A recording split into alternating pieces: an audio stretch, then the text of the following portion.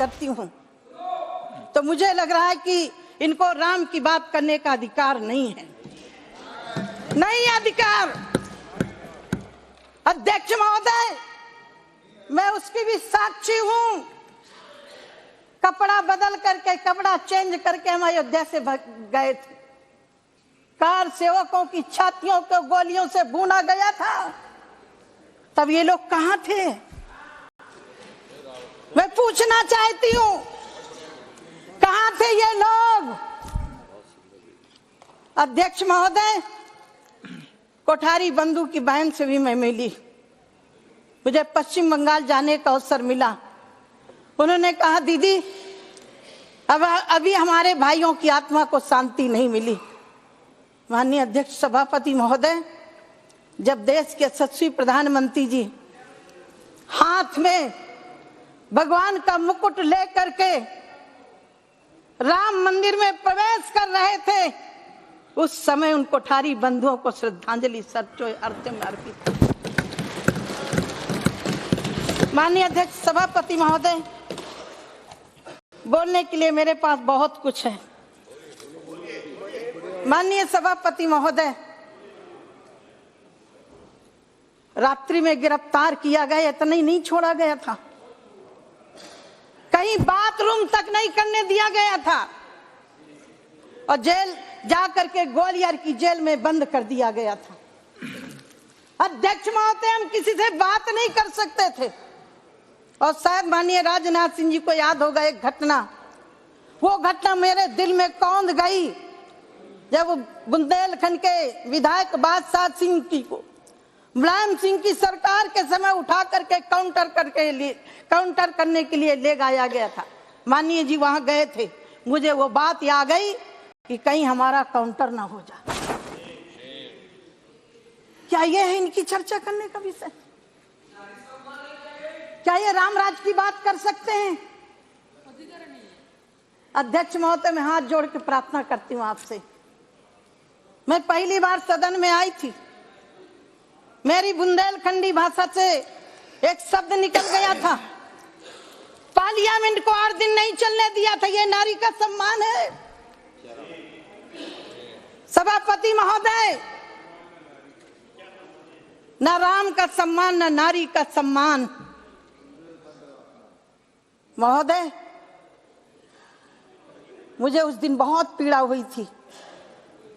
आज मैं प्रधानमंत्री जी का आभार व्यक्त करना चाहती हूँ। मेरे कारण मेरे प्रधानमंत्री जी को, मेरे कारण वेंकैया नायडू जी को, मेरे कारण मेरे आज के रक्षा मंत्री जी को, मेरे कारण स्वर्गीय सुषमा स्वराज को माफी मांगनी पड़ी थी। एक महिला के द्वारा एक शब्द निकला, उसको पार्लियामेंट को घेरा गया।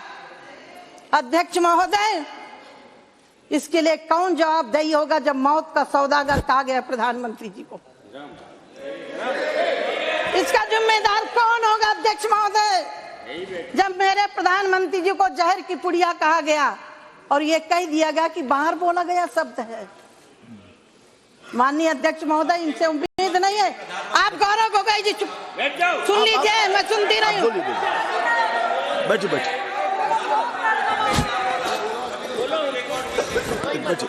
आप बैठो बैठो।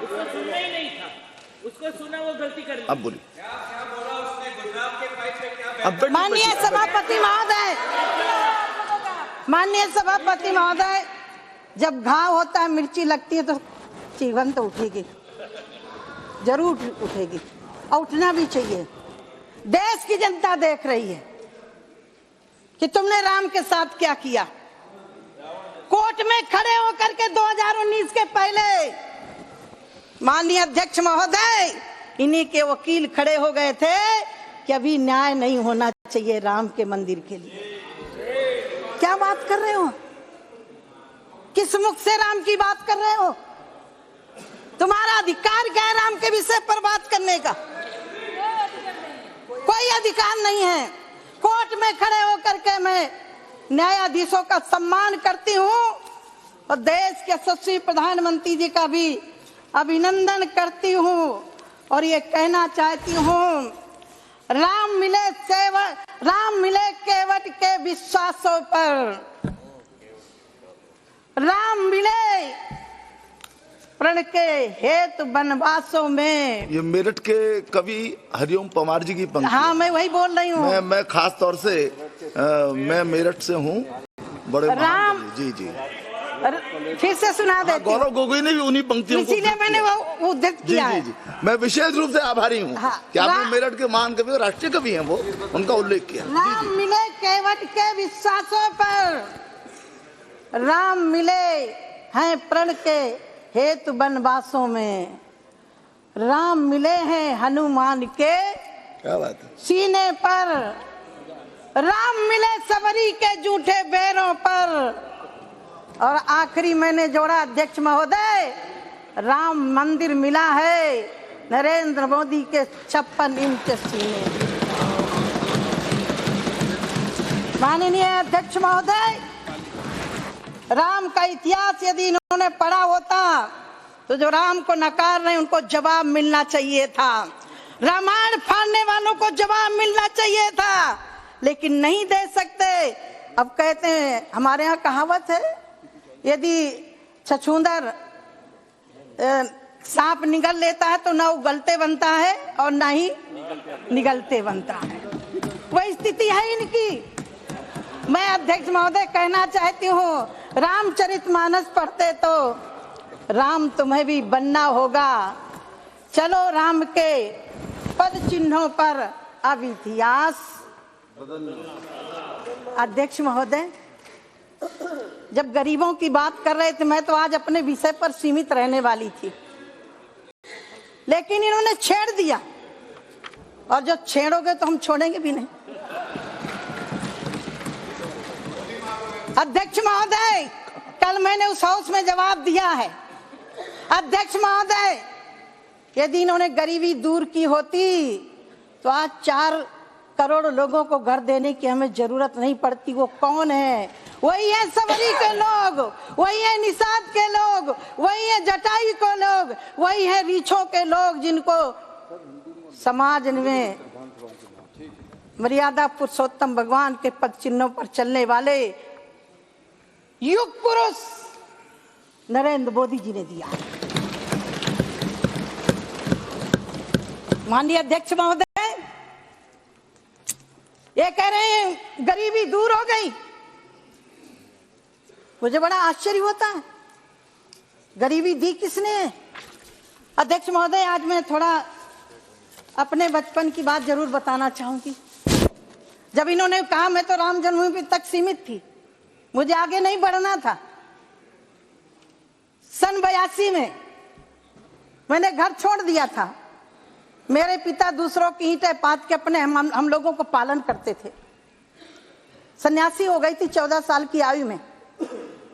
श्रीमती स्वर्गीय इंदिरा गांधी जी हमीरपुर जिले में सुमेरपुर ब्लॉक में गई थी। संत थे, सरल स्वभाव था। हमने सुना कि प्रधानमंत्री जी आई हैं, 16-14 साल की आयु क्या होती है, लेकिन पहली स्पीच थी कि हम गरीबों को घर देंगे, गरीबों को भूखे नहीं सोने देंगे। अध्यक्ष महोदय, मुझे बड़ा विश्वास हुआ। मुझे लगा कि मैं तो घर छोड़ के चली आई, अब मेरे पिता को पक्का मकान जरूर मिलेगा। अध्यक्ष महोदय, ये नारा 14 तक चला। और मेरा सौभाग्य अध्यक्ष महोदय, गरीब की बेटी को, गरीबों को घर देने का अधिकार यदि किसी को दिया है तो मुझे दिया है, मेरे सहन से हो रहे हैं। अध्यक्ष महोदय, सूखा पड़ा था मेरे गांव में, नहर की खुदाई हो रही थी।